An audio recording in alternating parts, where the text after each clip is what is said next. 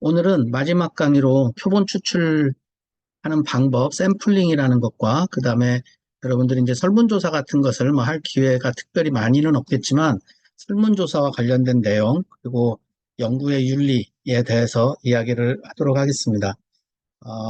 표본 추출 방법들과 그것의 이그젬플들 그리고 외국에서 있었던 표본 추출의 오류로 인한 결과들에 대해서 설명할 것이고요. 그 다음에 설문조사의 방법론에 대해서 간단히 이야기를 하겠습니다. 주로 문항 구성과 그다음에 설문지의 타당도와 신뢰도 평가하는 내용을 설명할 것이고요.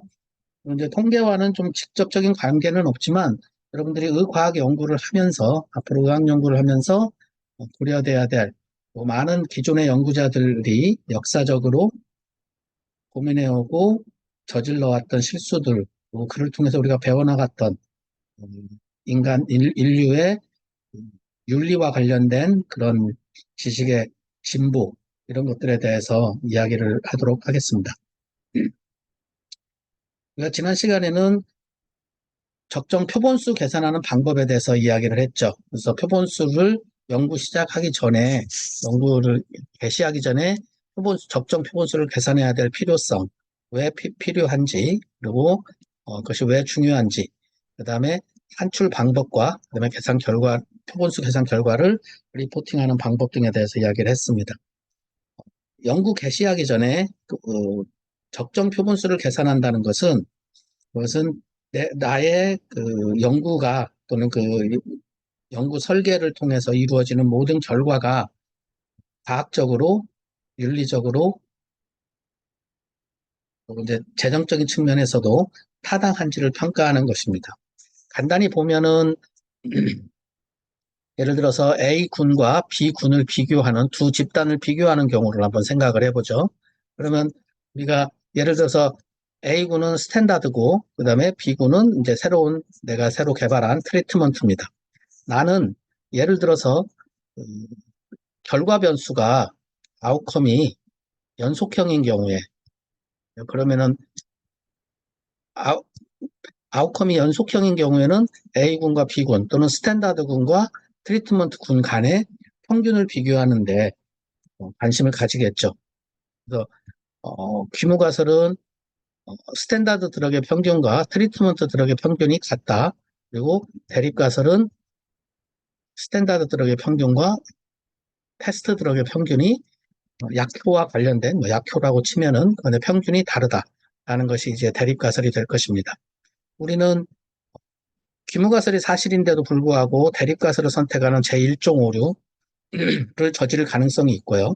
그리고 또는 대립가설이 사실인데 귀무가설을 최종적으로 선택하는 제2종 오류를 저지를 가능성, 두 가지 오류가 항상 존재를 합니다. 특별히 제1종 오류는 귀무가설이 사실인데도 불구하고 대립가설을 내가 채택하게 되는 오류로 일반적으로 연구자는 5%로 제1종 오류의 크기를 설정을 하게 됩니다. 이 말은 결국 내가 이 연구에서 얻어지는 p-value가 0.05보다 작으면 그러면 대립가설을 선택하고 0.05보다 크면 귀무가설을 선택한다는 이야기와 같은 이야기입니다. 제1종 오류에 대해서는 5%를 설정한다면은 검정력, 그러니까 제2종 오류로는 약 20% 정도를 선택합니다. 그러니까 이제 제2종 오류를 20% 한다는 것은 대립가설이 사실일 때 내가 대립가설을 제대로 채택하는 제대로 된 선택을 하는 의사결정을 하는 것을 검정력이라고 합니다. 1-베타가 되겠죠. 이 검정력은 보통 80% 내지 90%를 사용해서 검정력의 크기를 설정을 합니다. 제1종 오류나 검정력이라는 것은 통계적인 어떤 수치입니다. 그래서 예를 들어서 제1종 오류 5%를 쓴다는 것은 정규분포 하에서 수치 1.96을 쓴다는 것이고요. 검정력 80%나 90%를 사용한다는 것은 데이터가 정규분포로 한다는 가정하에서 이러한 수치를 1.28이라는 수치를 사용한다는 이야기와 똑같습니다.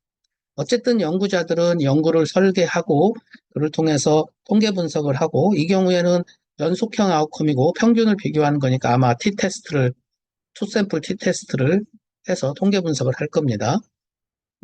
통계 분석을 해가지고 의사결정을 하는데 저지를 수 있는 오류, 에러들 그걸로는 유의 수준 5%, 검정력 80 내지 90%를 설정을 하고 연구를 시작할 것이고요. 내가 이 연구를 함으로써 목표하는 것은 테스트 드럭과 스탠다드 드럭 간의 차이가 어느 쪽이든 요것의 차이가 어느 정도 될 때 어떤 값이 되는 것을 내가 보이고 싶고 이걸 증명하고 싶어서 연구를 하는 것입니다. 이 차이는 물론 임상적으로 또는 보건학적으로 또는 역학적으로 의미가 있는 차이야 되죠.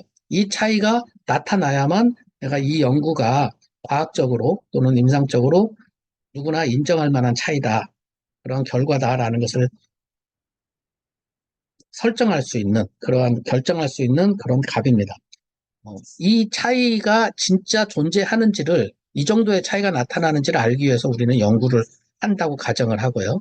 근데 이제 표본수를 계산하려면 내가 원하는 두 군간의 임상적으로 중요한 차이, 우리는 그것을 미니멈 클리니컬리 임포턴트 디퍼런스라고 하는데 임상적으로 중요한 차이, 이 정도의 차이를 내가 가정을 하고 연구를 진행을 할 것입니다. 따라서 만일에 연구 결과로 이 정도의 이 MCID의 차이가 얻어지고 거기에 더불어서 통계적으로도 중요한 결과다, 유의한 결과다 또는 중요한 결과다라고 판정이 된다면 그렇다면 이 연구는 소기의 성과를 도달하게 되는 연구겠죠. 그래서 연구자는 연구 시작하기 전에 적어도 두 군간에 이 정도의 차이는 나타나줘야 된다. 나는 그 정도의 차이를 목표로 연구를 한다라고 계획을 하게 됩니다. 우리는 그것을 MCID라고 합니다. 그리고 자료의 표준 편차가 있겠죠. 두 데이터의 표준 편차 또는 표본의 표준 편차는 SD가 있을 것입니다. 이것도 예상값이 있겠죠. 내가 아직 연구를 시작하기 전이니까 표준 편차나 또는 MCID를 실제 관찰하지는 못하지만 예상은 할 수 있습니다. 기존 연구라든가 또는 파일럿 스터디를 통해서 내 데이터에서, 내 연구에서 얻어질 것으로 기대하는 표준 편차가 예상이 되죠.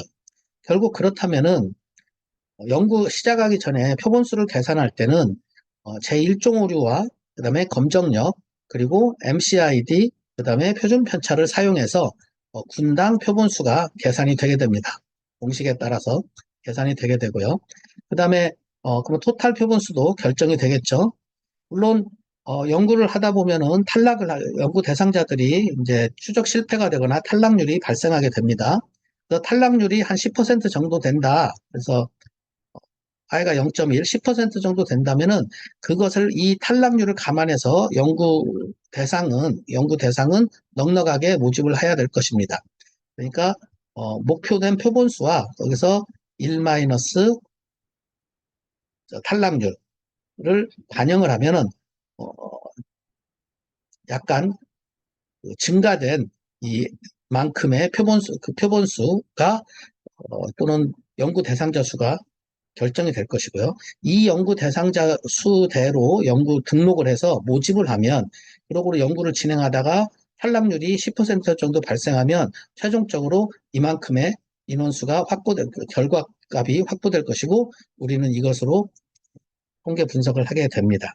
그래서 결과적으로 적정 표본수, 연구를 시작하기 전에 표본수를 계산할 때 가장 필요한 것은 제1종 오류와 검정력 이런 것은 통계적인 수치에 불과하고요.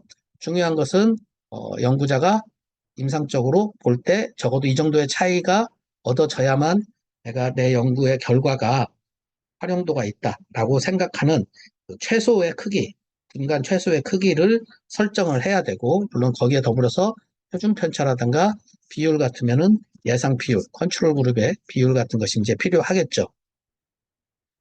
이 값들을 토대로 해서 표본수를 계산하게 됩니다.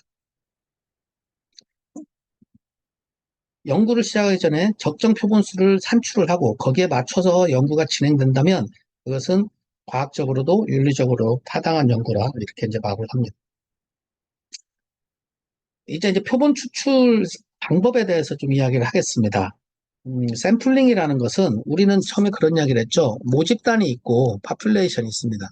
파퓰레이션에서 표본을 뽑습니다. 샘플을 뽑죠.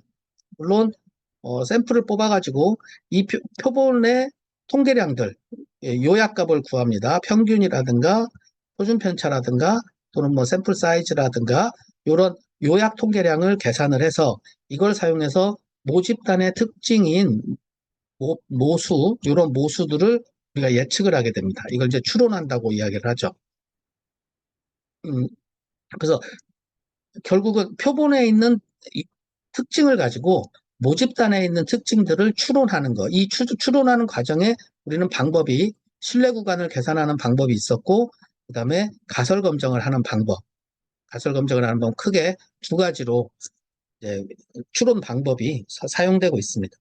근데 이 일련의 과정 중에 중요한 것이 바로 모집단에서 표본을 어떻게 뽑는지, 이 표본 추출의 방법이 표본 추출이 잘 진행돼서 표본 추출 결과로 이 표본이 모집단을 대표할 수 있는 대표성이 확보돼야만, 그래야만 이 일련의 추론 과정이 의미가 있게 됩니다.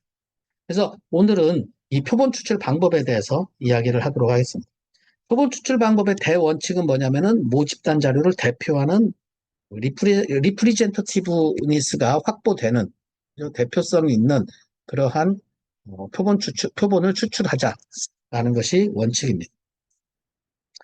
지금의 이 과정을 제가 여기서 이제 다시 우리가 보여주고 있지만은 이 표본 추출 과정이 결국은 이 전체 모든 이 추론의 그 기반을 제공하는 것이다라고 말을 할 수가 있겠습니다. 표본을 사용하는 이유들은 사실은 뭐 일반적으로 생각하면 모집단 전체를 조사하는 전수조사가 제일 좋을 것 같긴 하죠. 그런데 전수조사하는 것이 현실적으로 어렵기 때문에 예를 들어서 모집단 자체가 무한 모집단이다. 미래에 있는 사람들까지 다 포함한다 하면은 그 전수조사한다는 것 자체가 불가능하죠. 또는 현재 모집단이 현재 시점에서 정해져 있어도 결정돼 있어도 비용과 시간의 한계 때문에 전수조사하기가 비현실적일 수가 있습니다. 두 번째는 전수조사하는 것이 현실적으로 가능하다 할지라도 비효율적일 수가 있습니다. 즉, 표본 추출을 하게 되면은, 그러면은 일부만 조사하는 것이지만, 그렇지만 전수조사를 하게 되면은 조사하는 과정 중에, 전수조사를 해가지고, 조사를 진행하는 과정 중에 비표본 오차, 예를 들어서, 전수조사를 하면서 자료를 이제 수집을 하는데 자료를 수집하는 과정 중에 자료를 기록하는데 오류가 생긴다든가 또는 조사 대상자들과 다 컨택을 하면서 자료를 수집을 하는데 그 과정 중에 부적절한 자료가 얻어진다든가 라는 비표본 오차가 더 커지게 됩니다. 표본 추출보다는 전수조사가 더 많은 인원을 조사하기 때문에 비표본 오차가 커지게 되고 따라서 결과의 정확성은 떨어질 수가 있습니다. 이런 경우에는 표본 추출을 한 표본 조사만으로도 적절한 상태에서 모수를 정확히 추정할 수 있는 그런 이론적인 근거들이 있습니다. 결국 이 말은 무슨 말이냐면은 전수조사가 제일 좋지만 현실적으로 어려웠기 때문이라는 말도 맞지만 사실은 전수조사 자체가 비효율적이다. 따라서 오히려 표본 추출을 해서 표본 조사하는 것이 더 좋다라는 라고까지 말을 할 수도 있습니다. 또는 학문적인 특성상 필요한 조치를 신속히 취하기 위해 그러니까 그 인간을 대상으로 또는 환자를 대상으로 하는 연구들에서는 연구 대상자들의 특성을 가능한 한 빨리 파악하고 조치를 취하기 위해서는 전수조사보다는 표본조사가 훨씬 더 효과적입니다. 또 다른 측면에서 보면은 만일에 내가 데이터를 얻기 위해서 조사를 하는 경우에 그럴 때 그 조사 대상이 어떠한 형태든 파괴되는 경우에 그런 경우에는 전수조사를 할 수가 없죠. 그는 일부만 파괴되더라도 표본 조사를 해야만 되는 당위성이 생깁니다. 이러한 이유로 이제 표본을 사용하게 됩니다. 결국 표본 조사란 모집단의 일부인 표본을 사용해서 내가 원하는 모수를 추정하기 때문에 그 과정 중에 전수 조사를 하지 않고 표본 조사를 하기 때문에 발생하는 오차를 표본 오차, 샘플링 에러라고 합니다. 물론 샘플링 에러는 전수조사에서는 발생하지 않죠. 하지만 아까 말한 대로 비표본 오차가 있습니다. 넌 샘플링 에러. 넌 샘플링 에러는 표본 추출과는 관계가 없는 것이고요. 주로 조사 대상자나 조사 대상, 연구 대상자나 또는 연구자의 행동이나 어떤 그 액션들이 복잡한 양상으로 변하기 때문에 발생하는 것으로 전수조사에서도 비표본 추출 오차는 발생할 수 있고 오히려 표본 조사보다 더 많이 발생할 수 있는 오차이기도 합니다.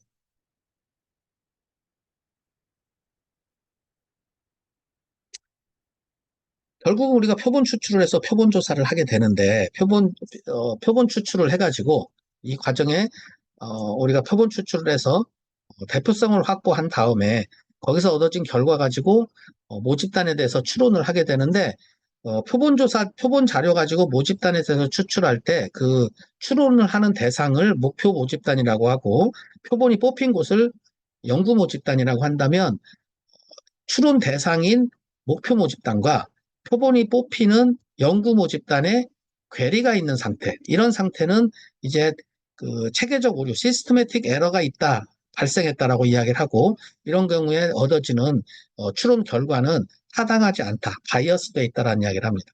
그러니까 표본이 뽑히는 연구 모집단과 표본 자료로 통계 분석을 해서 추론을 하는 목표 모집단이 같다면 이 두 모집단이 개념적으로 동일한 특성을 가진 모집단이라면 우리는 그것을 타당한 결과다 또는 정확한 결과다라고 이야기를 하고요.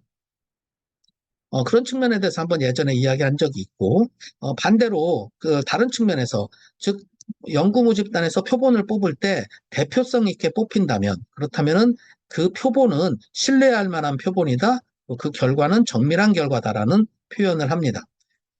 문제는 대표성이 확보되는 표본을 어떻게 뽑을 것이냐. 랜덤 샘플링을 하면 그러면은 전체 중에 일부분만 뽑아도 그래도 그것이 그 대표성이 확보된 표본이다라고 말을 할 수가 있습니다.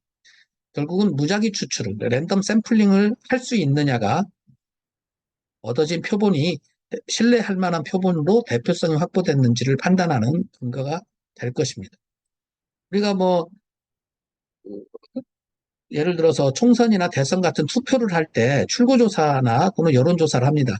그런 경우에 전 국민의 유권자가 한 2천만 명이 된다 할지라도 2천만 명 중에 극히 적은 한 500명, 1000명 또는 1500명의 표본만 뽑아서도 그죠? 원래 그 선거의 결과를 어느 정도 가깝게 맞추고 있습니다. 그런 경우가 바로 대표성 있는 무작위 추출한 표본을 사용했기 때문에 예를 들어 1000명이나 1500명 정도에 되는 그런 표본 자료를 가지고도 2천만 명이나 3천만 명이 되는 그러한 유권자들의 표심을 예측할 수 있는 그 근거가 되는 것이 바로 대표성 있는 표본 추출, 랜덤 샘플링입니다. 그런 랜덤 샘플링, 무작위 추출은 결국 대표성을 확보할 수 있는 가장 그 대표적인 예가 되는데요. 예를 들어서 이런 경우를 보죠. 스터디 파퓰레이션하고 타겟 파퓰레이션이 달라서 바이어스가 생기는 경우, 그러니까 타당도가 밸리더티가 확보되지 못하는 그러한 연구를 예를 들면은 이런 것입니다. 나의 연구 목적은 우리나라의 30, 40대 직장인들의 고혈압 유병률을 조사하는 것이 연구 목적입니다. 그런데 표본은 건강보험관리공단에서 건강검진을 받은 사람들만을 대상으로 무작위 추출했습니다. 무작위 추출했으니까 대표성은 확보가 됐죠. 하지만 이 대표성은 건강검진을 받은 사람들을 대표하는 자료입니다. 문제는 이 건강검진을 받은 사람들이, 이 사람들은 이제 스터디 파퓰레이션이죠. 건강보험관리공단에서 건강검진을 받은 이 사람들과 그다음에 일반적인 우리나라 30, 40대 직장인들은 특징이 다를 것입니다. 이런 경우에는 무작위 추출된 표본 자료를 사용해서 고혈압 유병률을 조사했어도 그 고혈압 유병률은 건강검진을 받은 직장인들의 유병률을 대표할 뿐이지 우리나라 3, 40대 직장인을 대표하는 유병률은 아닙니다. 그래서 이런 경우에는 이제 바이어스가 존재하게 되는 것이고. 그런데 만일에 어, 샘플이 스터디 파퓰레이션을 대표하지 못하는 경우, 그래서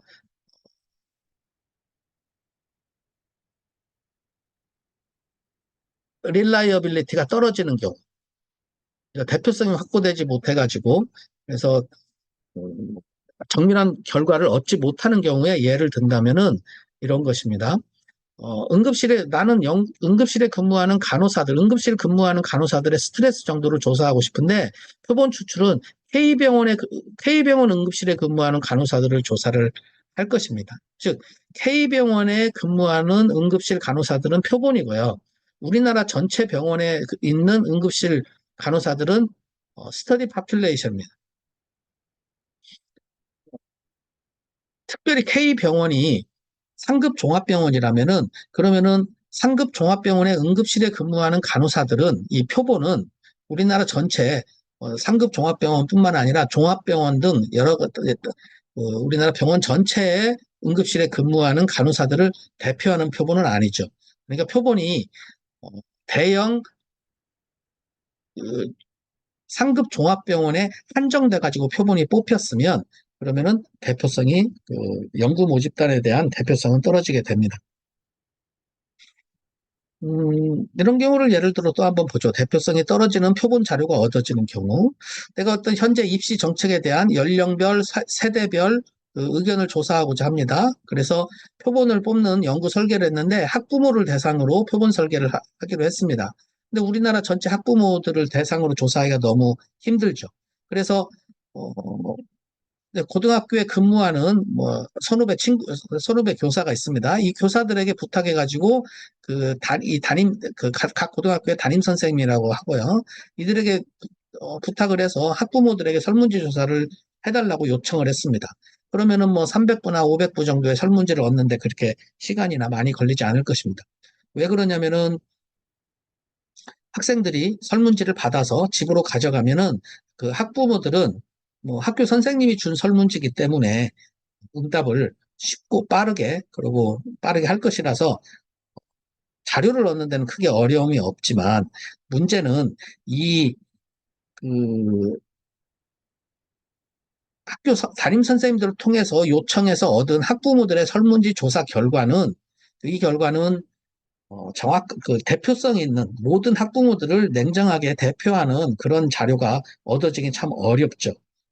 주로 그리고 고등학교에 근무하는 그 교사의 학생들에게 요청한 것이니까 현재 고등학교에 다니는 학생들의 학부모는 아마도 50대, 4, 50대에 해당하는 5, 60대에 해당하는 그러한 사람들이 대부분의 학부모들일 것입니다.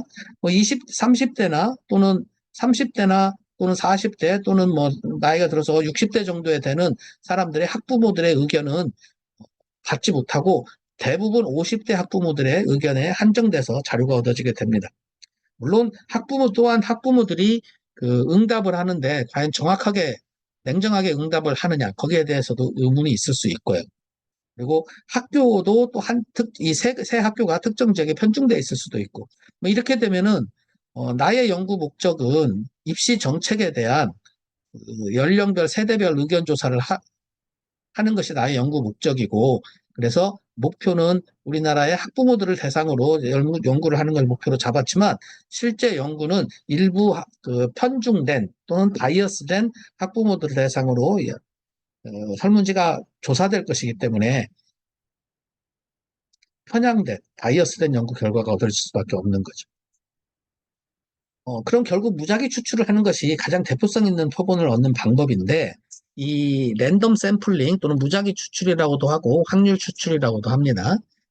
어, 랜덤 샘플링은 대표성을 확보되는 것이지만 거기에 반해서 넌 랜덤 샘플링은 비무작위 추출은 이제 대표성은 부족한 표본들이 되는 것이죠.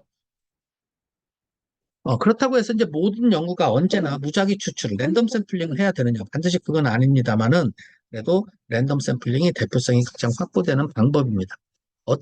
랜덤 샘플링을 어떻게 하느냐? 원래 어떻게 하냐면은 표본 추출 틀, 또 표집 틀이라고 합니다. 샘플링 프레임이라고 하고 뭐 액추얼 파퓰레이션이라고도 하는데 샘플링 프레임을 다 구성해 놓고요. 거기에서 이 샘플링 프레임은 이제 이게 표본을 뽑는다면은 이 중에서 뭐 표본을 한 5명을 뽑는다. 그러면은 이 표본이 뽑힐 모든 이 전체 대상 이것을 샘플링 프레임이라고 하고 이 중에 이제 5명을 랜덤하게 뽑는 것이죠. 랜덤하게 뽑는다는 건 뭐냐면은 표본 추출 틀에 있는 이 전체 연구 대상자들 중에 5명이 각각 뽑힐 확률을 동일하게 만들고 뽑는다는 것입니다. 그러니까 뽑힌 사람이나 안 뽑힌 사람이나 추출될 확률은 동일한 상태에서 5명을 뽑는다는 거죠. 랜덤 샘플링은 크게 2가지 방법으로 구분이 됩니다. 단순 랜덤 샘플링, 단순 무작위 추출과 개통 무작위 추출. 그래서 심플 랜덤 샘플링과 시스테매틱 랜덤 샘플링으로 크게 구분이 되고요. 심플 랜덤 샘플링은 전체 표본 추출 틀에서 표본들을 랜덤하게 뽑는 것이고요. 개통 추출이라는 것은 일단은 어떤 주기를 가지고 계속 주기적으로 뽑는 방법이 개통 추출입니다. 이거에 대해서는 좀 뒤에 다시 설명하기로 하겠습니다. 단순 심플 랜덤 샘플링과 시스테매틱 랜덤 샘플링으로 크게 구분이 되고 심플 랜덤 샘플링보다는 약간 복잡한 표본 추출 방법으로 층화 추출, 스트래티파이드 샘플링 또는 집락 추출, 클러스터 샘플링 또는 다단 추출, 멀티 스테이지 샘플링 이런 방법들이 존재를 합니다. 물론 이들 방법들을 서로 조합을 만들어서 복잡하게 표본 추출을 진행하는 것이 일반적이지만은 이것들에 대해서 어떤 방법들인지 간단히 설명하도록 하겠습니다. 무작위 추출을 할 수 없을 때는 비무작위 추출 방법이 있다고 했는데 이 방법은 대표성이 부족하지만 그렇지만 뭐 편의 추출이라든가 순차 추출, 할당 추출, 목적 추출, 컨비니언스 샘플링, 컨시큐티브 샘플링, 쿼터 샘플링, 퍼포시브 샘플링 이런 것들이 이제 연구자가 특정한 목적을 가지고 표본 추출하는 방법이고 이 방법들이 사용될 수밖에 없는 상황들이 또 존재를 합니다. 그런 것들에 대해서 한번 살펴보도록 하겠습니다. 자, 랜덤 샘플링의 개념, 랜덤의 개념, 무작위의 개념은 뭐냐면은 연구 모집단에 있는 모든 사람들이 즉 여기가 이게 연구 모집단이라고 치면 연구 모집단에게 다 이제 번호를 부여했습니다. 연구 모집단에 있는 모든 사람들이 뽑힐 확률을 표본 추출될 확률을 동일하게 만든 상태에서 추출하는 것을 랜덤하게 추출한다라고 말을 합니다. 그 중에서도 제일 쉬운 제일 간단한 것이 심플 랜덤 샘플링입니다. 단순 무작위 추출인데 이 방법은 표본 추출 틀에 있는 샘플링 프레임에 있는 모든 사람들에게 일단 일종의 이러한 번호를 부여하고 그 중에서 이 사람들을 랜덤하게 무작위로 10명을 뽑는다 하면은 이런 방법으로 추출하는 것이 랜덤 샘플링의 예입니다. 심플 랜덤 샘플링으로 예를 들어서 268가구가 있는 마을이 있는데 그 중에서 내가 10가구를 랜덤하게 심플하게 뽑는다라고 하면은 표본 추출 툴은 지금 286가구니까 1년 번호를 부여하면은 001번부터 268번까지 번호가 부여되겠죠. 그러니까 세 자리 수가 부여가 됩니다. 그러면은 여기서 예를 들어서 이제 우리가 무작위 배정 랜덤 테이블 난수표라는 것들이 있는데 이 표는 모든 0에서 9까지 나오는 모든 수치들을 랜덤하게 무작위로 배치한 것입니다. 그 중에서 내가 여기서 173번 가구를 먼저 뽑습니다. 그럼 이제 밑으로 내려가기로 결정을 한다면, 물론 밑으로 갈 수도 있고 옆으로 갈 수도 있겠지만, 173번을 뽑죠. 그러면 1번부터 268번이라는 총 가구 중에 173번째 가구는 존재를 합니다. 그러니까 173번 가구가 조사가 되고요. 그 밑으로 내려가서 770번 가구, 981번 가구, 542번 가구, 이 가구들은 없죠. 표본 추출 틀에는 맥시멈 최대 268번까지 있으니까 쭉 내려가다 보면은 74번 가구, 그 다음에 5번 가구, 그 다음에 138번 가구, 166번 가구, 201번 가구, 그리고 다시 여기서 위로 내려와 가지고 74번 이런 식으로 계속 자료를 뽑아 나가면 그런데 여기 74번 가구는 사실은 여기서 이미 뽑혔으니까 건너뛰어야죠. 그래서 여기는 건너뛰고 그러면 79번, 259번, 242번, 83번 해서 총 10개 가구가 랜덤하게 뽑힙니다. 이렇게 뽑은 것을 랜덤 샘플링이라고 합니다. 난수표에서 지금 두 자리가 있고 이렇게 떨어져 있는데 이렇게 떨어져서 두 자리씩 떨어져 있는 것은 다른 의미가 아니라 그냥 눈으로 보기에 구분하기 편하라고 한 것이지 다른 의미는 없습니다. 이런 것이 단순 무작위 추출이고요. 랜덤 샘플링 중에 두 번째 방법이 이제 계통 추출, 시스테매틱 샘플링입니다. 시스테매틱 샘플링은 표본 추출의 시작점을 딱 정해놓고, 그리고 일단 규칙을 부여해서 일정한 규칙에 따라 표본을 추출하는 것입니다.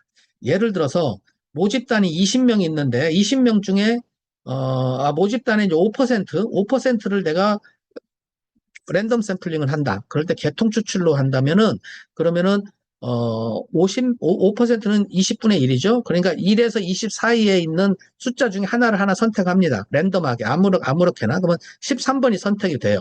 13번이 선택되면은 13번을 대상으로 해서 매 20번마다 그죠? 13번, 33번, 53번, 73번 이렇게 일정한 규칙을 가지고 표본을 추출하는 것이 계통 추출입니다. 따라서 바로 전에 봤던 심플 랜덤 샘플링은 표본 추출 틀이 있어요. 이 표본 추출 틀에 모두 1년 번호를 부여하고 이 중에 랜덤하게 뽑는 것이고요. 계통 추출은 표본 추출 틀을 내 번호를 부여할 필요가 없이 시작점만 정하면 됩니다. 시작점 정하고 규칙적으로 뽑아나가는 것입니다. 그래서 계통 추출 무작위 추출 방법을 크게 대분류로 나눈다면은 그렇다면은 심플 랜덤 샘플링과 시스테매틱 샘플링으로 크게 구분이 됩니다. 전혀 추출 방법의 접근 방향이 완전히 다른 두 가지 방법입니다. 계통 추출은 일반적으로 심플 랜덤 샘플링보다는 쉽죠. 하기가 쉽죠. 전체 모집단에 대한 표본 추출 틀을 구성할 필요도 없죠.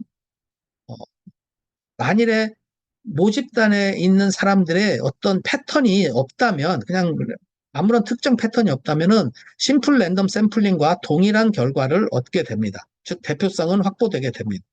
하지만 단점은 만일에 모집단 자료에 어떤 구조적인 특성이 있다면, 그렇다면 또는 주기적인 어떤 사이클릭한 피어리어딕 음, 피어리딕 어떤 그 패턴이 있다면은 그렇다면은 그 계통 추출은 이제 바이어스된 편향된 결과를 얻게 됩니다. 예를 들어서 뭐 연중 감기 환자를 추출한다. 그러면은 그 감기 환자 조사를 한다. 그러면서 내가 시스테매틱 샘플링을 한다면은 주기적으로 1년 1월 1일부터 12월 31일까지 있을 때 여기서부터 주기적으로 자료를 추출한다면은 그러면은 겨울을 제외한 나머지 부분에서는 감기 환자가 뽑힐 가능성이 극히 드물죠.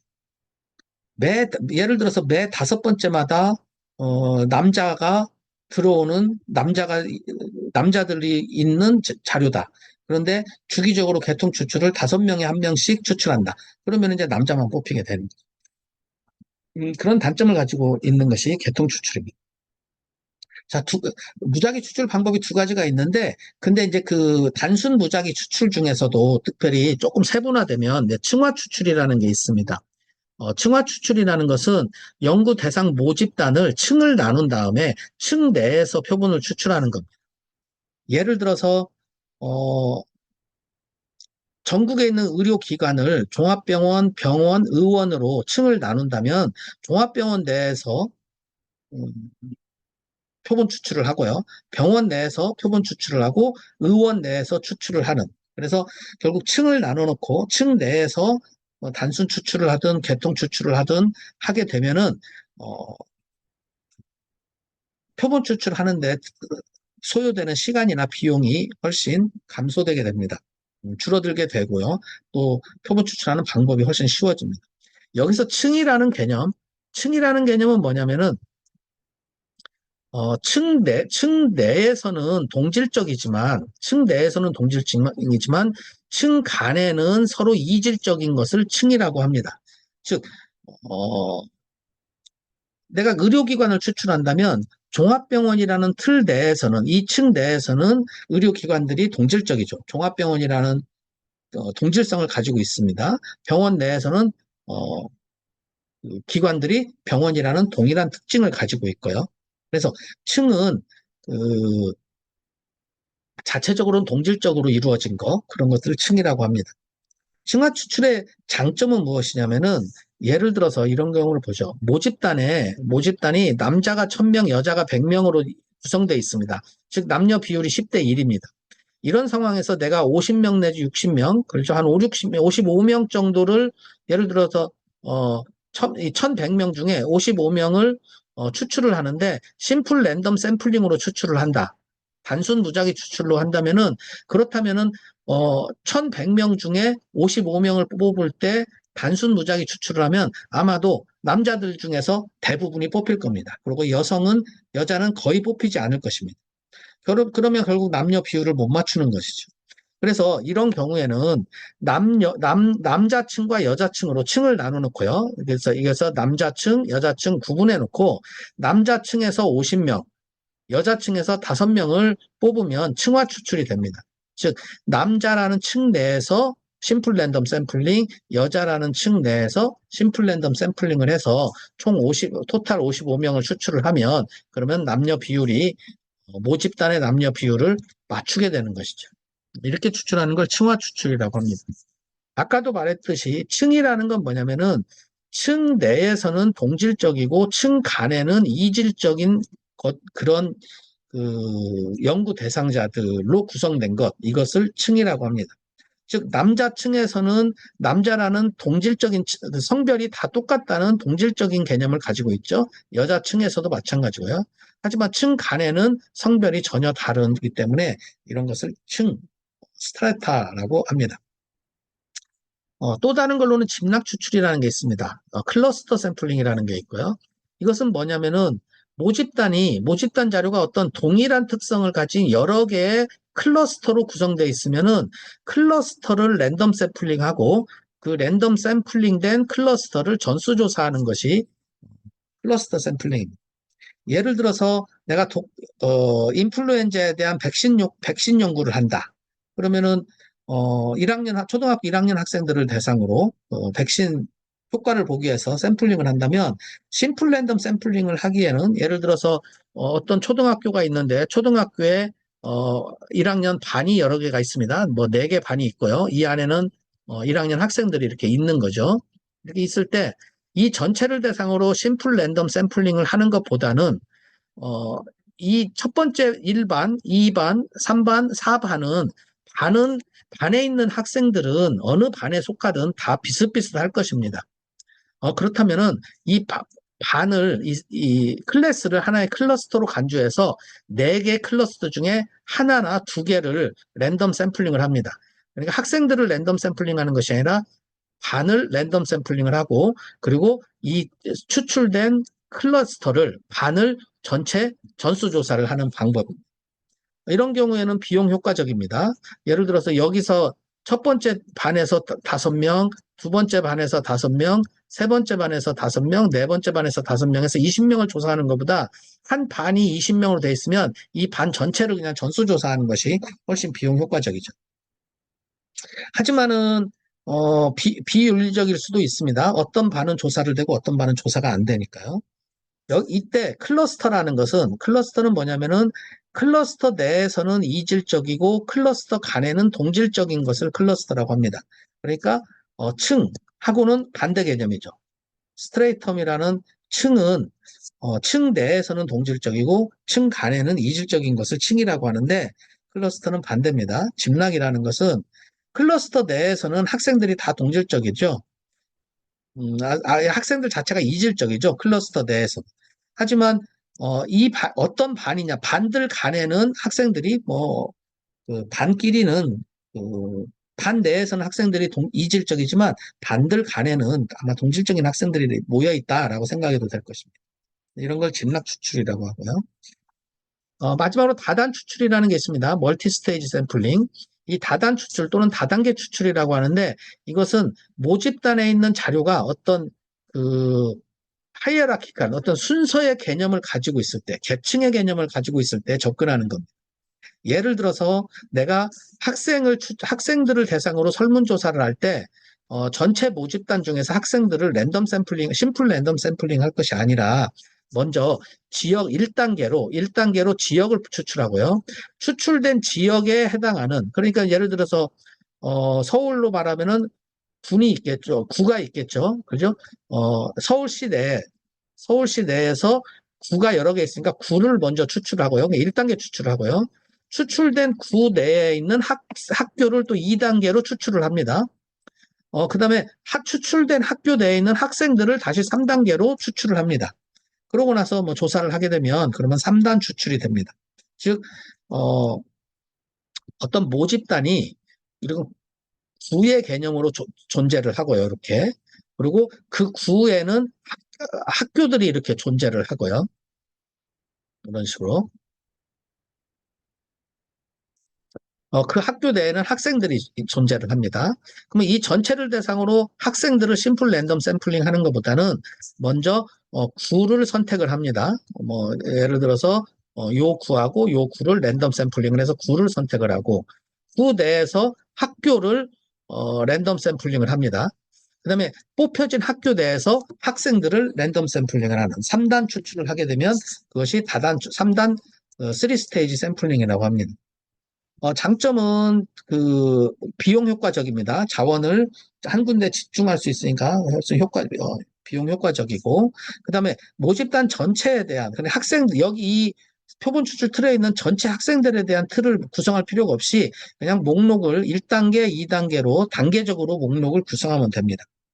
단점은 심플 랜덤 샘플링보다는 정밀도가 떨어진다는 단점이 있습니다. 이러한 것들이 이제 확률적 추출 또는 랜덤 샘플링이고요. 어, 랜덤 샘플링을 하기가 어려운 경우에는 비확률적 추출 또는 넌 랜덤 샘플링을 하기도 합니다.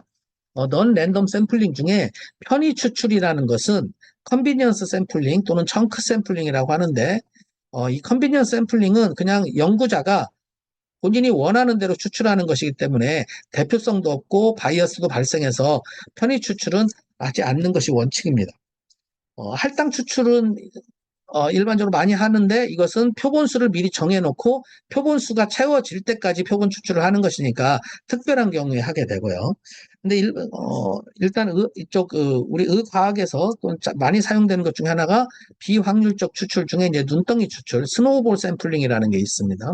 이 스노우볼 샘플링은 무엇이냐면은 마치 우리가 눈사람 만들 때 처음에 어떻게 하냐면은 눈덩이를 그 손으로 조그만하게 그 눈덩이를 하나 만들죠. 그리고 그 눈덩이를 이제 굴리기 시작합니다.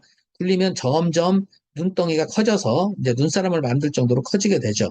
그런 측면에서 스노우볼 샘플링이라고 합니다. 예를 들어서 이런 경우에는 특정한 특징을 가진 어떤 사람들을 추출할 때, 아주 특별한 특성을 가진 사람들을 접근하기가 어려울 때, 그래서 랜덤 샘플링을 하기가 너무 어려울 때, 그럴 때 사용을 하게 됩니다. 예를 들어 보면은 내가 내 연구 목적이 육식주의자랑 채식주의자 간의 어떤 체지방률을 비교하고 싶다 한다면은 육식주의자들은 랜덤 샘플링을 하기가 추출하기가 어렵지 않겠지만 채식주의자들을 표본 추출하기는 쉽지가 않을 거예요. 왜 그러면 주위에 채식만 하는 사람들을 찾기가 어려우니까. 이럴 때는 주위에 만일에 채식주의자가 한 명이 있으면 그 채식주의자는 자기들만의 커뮤니티가 형성돼 있을 가능성이 높습니다. 그러니까 한 명이나 두 명의 채식주의자들을 컨택을 하고 이들을 통해서 주위에 있는 채식주의자들을 소개받아가지고 점점 표본 추출을 하는 겁니다. 이렇게. 점점, 그러면은, 이렇게 접근을 하다 보면은, 그러면은, 채식주의자들을 모을 수가 있는 것이죠. 처음부터 내가 채식주의자들 10명을 뽑기는 어렵지만 한 명을 소개받아서 그 한 명으로부터 소개를 받아서 10명을 모집하기는 어렵지가 않습니다. 뭐 예를 들어 소수 성애자들 그런 사람들의 생활 패턴을 조사한다. 이런 경우에는 이런 그 소수 성애자들을 접근하기가 참 어렵습니다. 그러면은 예를 들어서 뭐 이태원이나 뭐 이런 이제 소수 성애자들이 좀 있을 것으로 예상되는 곳으로 가서 거기서 한 명 정도를 찾아내고 그 사람에게 연구의 목적을 충분히 설명한 다음에 소개를 받아가기 시작하면 그러면은 목표하는 표본수를 얻기는 그렇게 어렵진 않습니다. 물론 대표성은 전혀 없죠. 여기는 지인을 통해서 계속 찾아 나가는 것이기 때문에요. 그래서 대표성은 없지만 현실 가능성, 연구의 실행 가능성은 훨씬 높아지게 됩니다. 이러한 비확률적 표본 추출, 넌 랜덤 샘플링 중에 편입 추출은 빼고 할당 추출이나 눈덩이 추출을 가끔 연구에 사용하는 근거는 무엇이냐면은 랜덤 샘플링이 아니니까 대표성은 없습니다. 대표성이 없지만 그럼에도 불구하고 인간을 대상으로 하는 경우에는 임상 환자나 이렇게 인간의 특성은 아주 쉽게 일반화가 된다라는 가정하에서 랜덤 샘플링이 아니더라도 대표성이 없더라도 이것이 일반화가 충분히 될 수 있는 자료가 확보된다라는 그 가정하에 넌 랜덤 샘플링도 자주 사용되고 있습니다. 하지만 랜덤 샘플링의 대안일 뿐이죠. 가능한 한 랜덤 샘플링을 해야 됩니다. 실제 우리가 한번 진행해봤던 표본 추출의 예를 한두 개를 보겠습니다. 당뇨병 치료제의 처방률 정확도를 조사하는 차트 조사를 하기로 했습니다. 그런데 당뇨병 치료제 처방률은 종별에 따라서 다를 것이고요. 근데 또 종별 의료기관 수도 지역에 따라 다를 것이고, 대상 환자 수도 다를 것이고, 조사 가능성도, 재정이 제한적이기 때문에 조사 가능성도 생각해야 됩니다. 그래서 전국에 있는 당뇨병 그 환자들의 차트를 조사한다는 건 불가능하고, 그럼 이걸 어떻게 접근을 할까? 표본 추출 방법으로 먼저 전국을 지역으로 나눴습니다. 그래서 구시, 군으로 나누고 또 의료기관 종별로, 그래서 상급 종합병원, 종합병원, 어, 종합병원, 그 다음에 병원, 그 다음에 의원, 이렇게 종별로 일단 구분을 해서 층화 추출을 했습니다. 어떻게 이렇게 층을 나눴죠. 그래서 지역과 종별에 따라 층을 나눴고요. 층 내에서 의료기관들을 무작위 추출을 했고요. 그 의료기관 내에서 환자 차트를 전수조사했습니다. 그렇다면은 이것은 층화 집락 추출에 해당을 합니다.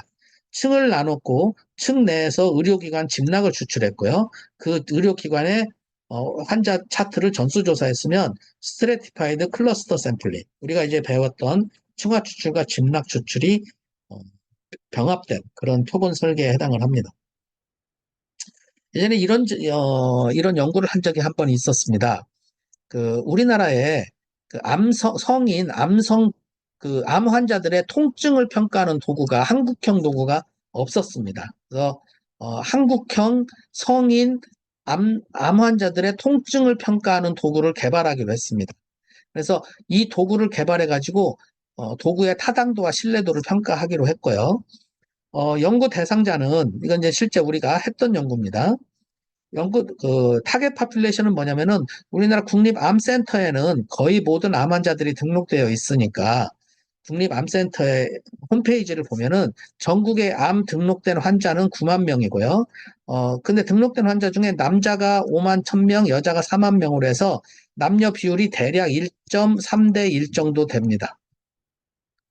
남자와 여자의 비율이 암 환자들의 성별이 1.3대 1 정도의 모집단에서 이 정도 되고요. 그래서 이 타겟 파퓰레이션은 국립암센터 홈페이지에 등록된 연구 대상자들입니다. 이들을 대상으로 주소가 불명하거나 만 20세 이상 의사소통이 불가능한 자를 빼고 제외하고 나니까 9만 명 정도가 타겟 파퓰레이션입니다. 연구 대상 모집단이죠. 음, 가지고 9만 명에 대해서 이제 표본 조사를 하기로 했습니다. 이 암성 통증 도구에 대한 신뢰도와 타당도 평가를 하기 위해서요. 그래서 어, 표본 추출 목표는 타겟 파퓰레이션의 1%만 조사하기로 했습니다. 그러니까 한 900명 정도를 우리가 표본 조사를 하기로 했습니다. 그런데 이 900명을 접근하는데 어떻게 접근하냐면 먼저 3차 병원, 암 환자는 이제 대부분 대학병원에 있으니까 3차 병원을 대상으로 전수조사를 하는데 성별, 연령, 암 환자들의 또는 암종은 일단 불문하고요. 이건 구분하지 않고요. 대학병원의 온콜로지스트, 혈액종양내과 전문의들을 중심으로 해서 설문조사를 하기로 했습니다. 약 9만 명인데 9만 명 중에 1%인 900명의 암 환자들에 대한 설문조사를 어떻게 할 것이냐. 어, 이, 이 9만 명의 암 환자들을 일일이 접촉한다는 건 불가능하고요. 900명도 접촉하기가 거의 불가능하죠. 우리 연구진이. 그래서 표본 추출을 어떻게 했냐면은 이렇게 했습니다. 이 9만 명에 대해서 전국을 일단 특별시, 광역시, 도로에서 층을 나눴습니다. 그리고 각 층 내에서 조사 대상자를 할당을 했습니다. 그리고 각 층 내에서 대학병원을 클러스터로 간주하고 대학병원에 있는 온콜로지스트를 한 명씩 선발을 해서 이 온콜로지스트로도 하여금 환자들을 개통 추출을 하도록 유도하기로 했습니다. 그러니까 각각의 온콜로지 전문의에게 해당 본인이 보는 환자들을 개통추출로 설문조사를 해달라고 했습니다. 이 환자들을 대상으로 K-스팻이라는 도구에 대한 설문조사를 하기로 했습니다. 그러니까 결국 이 9만 명 중에 900명을 추출하는 표본 추출 방법은 처음에 층화 추출이고요. 층화하고 그다음에 할당을 했고요. 그다음에 클러스터를 구성한 다음에 대학병원들로 집락을 구성한 다음에 집락 내에서 개통 추출을 했습니다. 그래서 굳이 표본 추출 방법에 이름을 붙인다면은 층화, 할당, 집락, 개통 추출 요 방법으로 그 표본 추출이 진행이 됐습니다.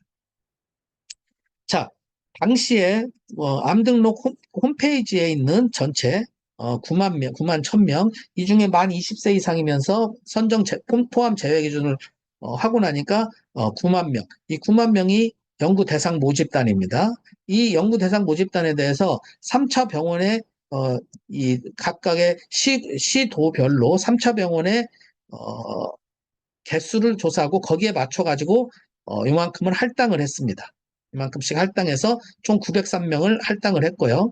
그러니까 서울특별시에서는 213명의 암 환자에 대한 그, 그 암성 통증 평가 설문지 조사를 하기로 했고요. 이런 식으로 표본 추출을 이제 진행을 했습니다.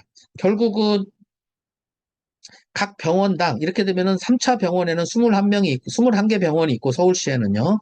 213명을 서울에서 조사해야 되니까 병원당 10명의 환자만 조사하면 되는 거죠.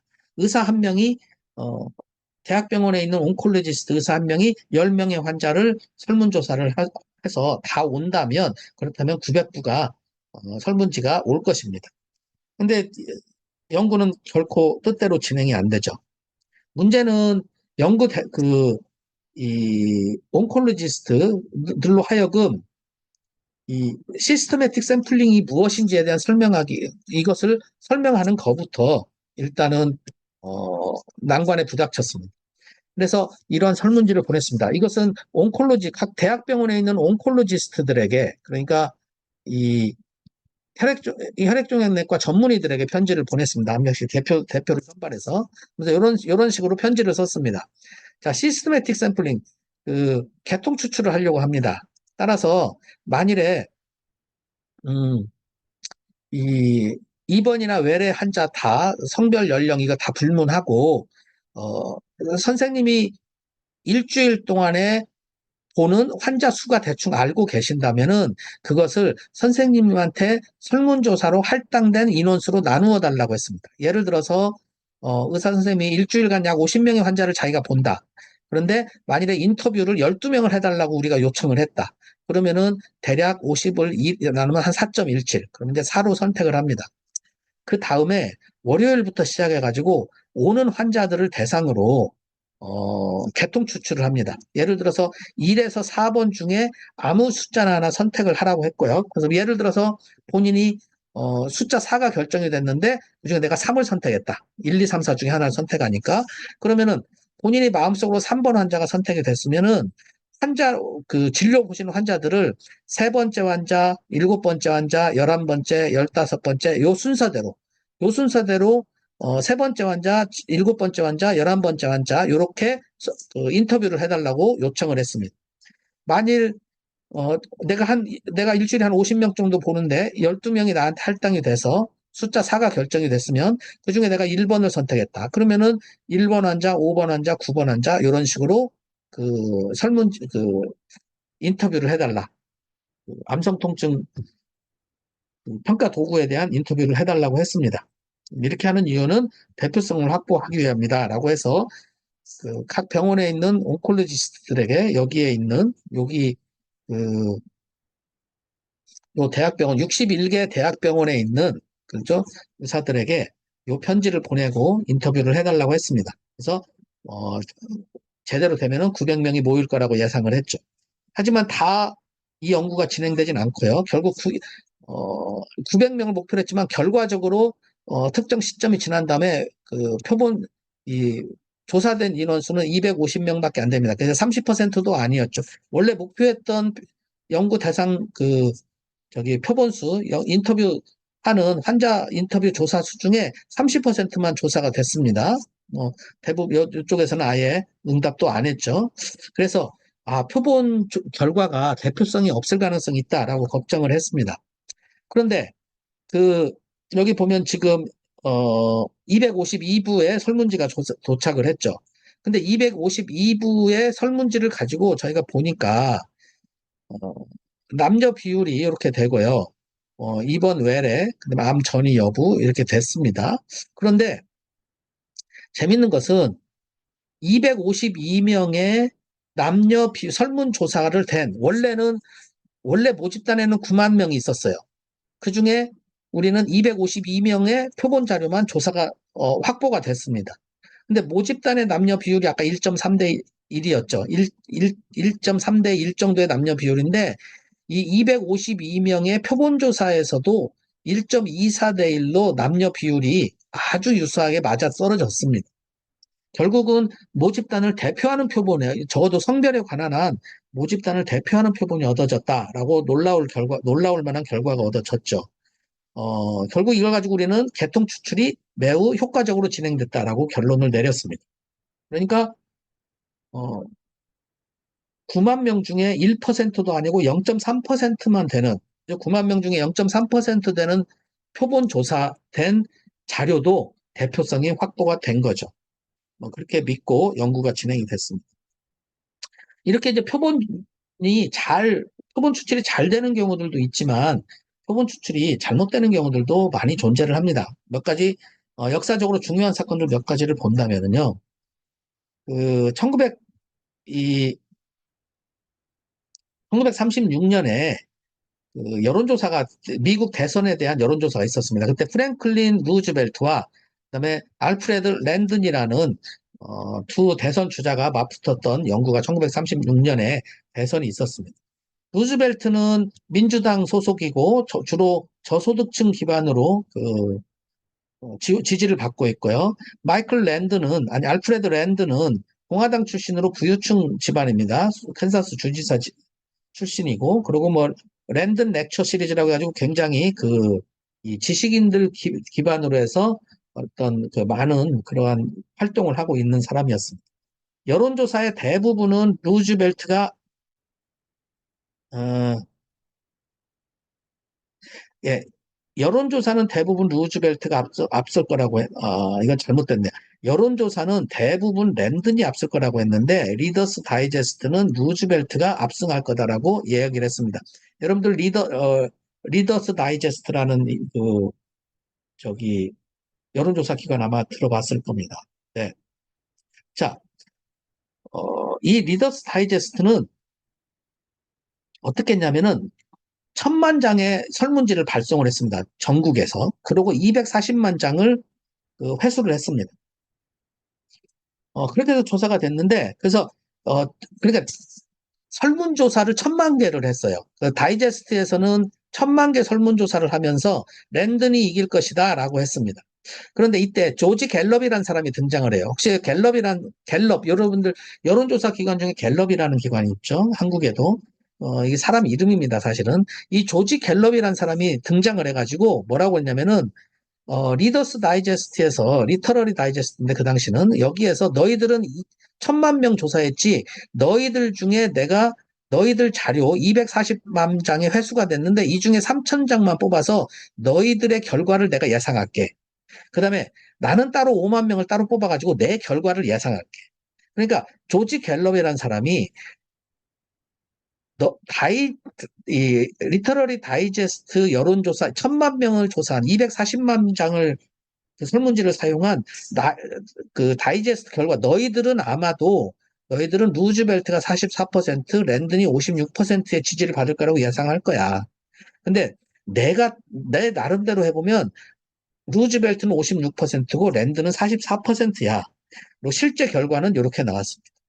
그러니까 전국을 대상으로 1,000만 장의 설문지를 뿌려서 240만 장을 조사한 결과는 완전히 틀린 결과였고 실제 결과는 갤럽이 예상한 결과가 맞았죠.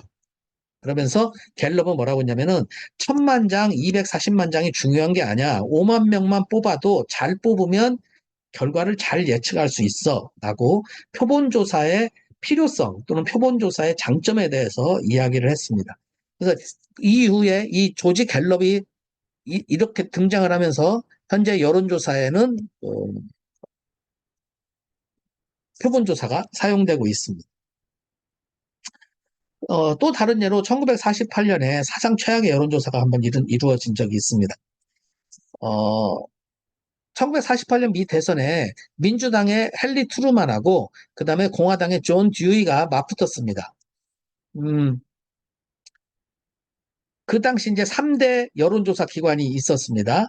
크로슬리, 갤럽, 로우퍼 이 세 개의 대규모 여론조사 기관이 있었는데 이 여론조사 기관 모두 다 듀이가 트루만이 아니라 듀이가 이길 거라고 다 예상을 했습니다. 근데 선거 결과는 뒤집어졌습니다. 완전히 뒤집어져가지고 트루만이 당선이 됐죠. 그러니까 표본 그 전수조사가 아니라 표본조사를 하더라도 다 실패했던 이유는 표본조사를 잘해야 되는데 표본조사를 대표성 있게 해야 되는데 잘못했기 때문에 이렇게 잘못된 결과가 얻어졌습니다. 원인을 분석하니까 음, 선거는 11월 달에 있었는데 여론조사는 한두 달 전에 있었어요. 그래서 이 갭이 발생했는데 요 사이에 많은 유권자들이 마음을 바꿨습니다. 또한 그 갤럽이나 로퍼, 크로슬리 등 여론조사 기관은 할당 추출을 썼습니다. 아까 할당 추출은 그 넌 랜덤 샘플링, 비무작위 추출이라고 했죠. 음, 어떻게 했냐면 이렇게 했어요. 예를 들어서 이 기관들은 아주 정밀하게 표본 추출을 하긴 했어요. 세인트루이스 지역에 사는 13명을 할당을 했고요. 그 13명 중에 6명은 교외에 거주하고 7명은 시내 중심부에 거주해야 되고요. 7명, 또 13명 중에 7명은 남자여야 되고 6명은 여자여야 됩니다. 남자 7명 중에는 40세 미만이 3명이고 40세 이상이 4명이어야 되고요. 또 1명은 흑인이고 6명은 백인이어야 됩니다. 세인트루이스 지역의 특징을 반영했겠죠. 백인 6명은 어, 1명은 집세가 월 집세를 많이 지불해야 되고요. 3명은 중간 정도, 2명은 아주 집세를 적게 지불하는 그 소득 수준이 낮은 사람으로 할당됐음. 이렇게 조사해야 됩니다.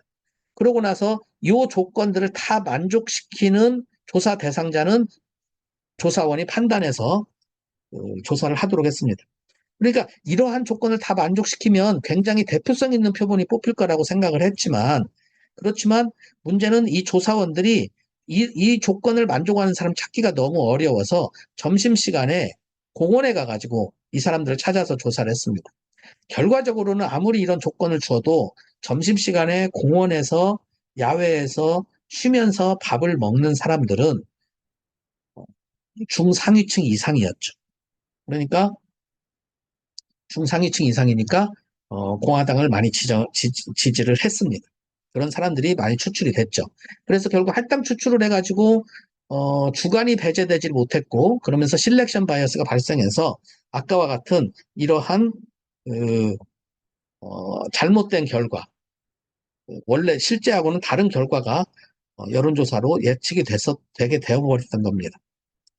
그래서 결국 이 할당 추출이 문제가 있다 싶어가지고 그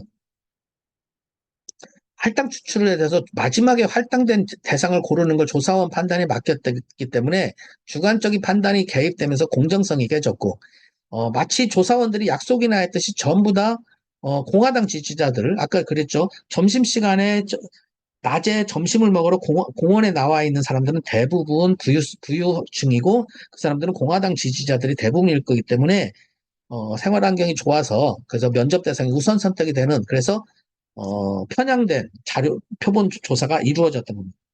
이로 인해 가지고 원래 전수조사가 필요 없고 표본조사를 해도 좋다.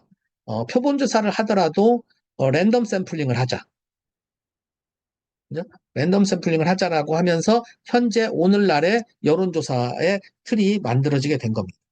이런 것들이 표본 추출하는 하는 방법이 역사적으로 진보가 거듭됐던 내용들입니다. 결국은 이 신문 기사가 뭐냐면은 1948년에 대통령 선거 결사 직후에 이 사람이 헨리 트루만입니다. 트루만이 그 전날 호외로 나왔던 신문 기사, 듀이가 트루만을 이겼다라는 이 신문 기사를 들고 웃고 있는 이 사진이 바로 저기 헨리 트루만입니다. 그러면서 사진 기사 제목은 마지막에 웃고 있다 이렇게 되고 있죠. 지금까지는 표본 추출하는 방법에 대해서 배웠습니다.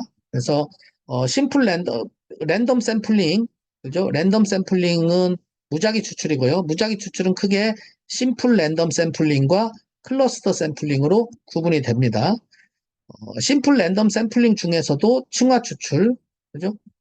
스트래티파이드 층화 추출, 그 다음에 클러스터 샘플링, 집락 추출, 그 다음에 스테이지 샘플링, 멀티 스테이지 샘플링, 다단 추출 이런 것들이 조금 더 세분화되고요. 이러한 표본 추출을 하는 목적은 뭐냐면은 랜덤 샘플링을 통해서 대표성 있는 표본을 꼭 얻기 위해서입니다.